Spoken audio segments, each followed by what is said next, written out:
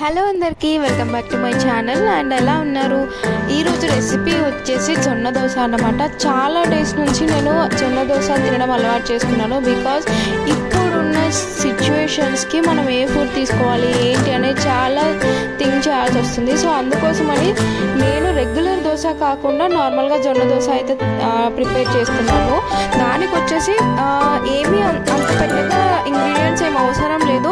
నార్మల్గా అయితే మన రైస్ 1 కప్ రైస్ తీసుకుంటే 2 కప్స్ జొన్నలు తీసుకొని దాంట్లో ఒక 2 టేబుల్ స్పూన్స్ శనగపప్పు, ఒక 2 టేబుల్ స్పూన్స్ శనగపప్పు, దానికి కొంచెం అటుకులు అనమాట. అటుకులు వేయడం వల్ల ఏమవుతుందంటే కొంచెం దోశ అనేది ఫ్లఫీగా ఉంటుంది. మరీ క్రిస్పీగా కాకుండా కొంచెం బాగుంటుందని చెప్పి అటుకులు యాడ్ చేస్తాను. కొన్ని మెంతులు కూడా యాడ్ చేసుకోవచ్చు. సో ఇదేంటంటే బీపీ షుగర్ పేషెంట్స్ ఉన్నారు కదా, వాళ్ళకైతే చాలా బాగా వర్కౌట్ అవుతుంది. ఎందుకంటే వాళ్ళు నార్మల్గా ఫుడ్ అయితే ఎక్కువగా తీసుకోలేరు కదా. సో ఇది ఒకసారి ట్రై చేసేయండి.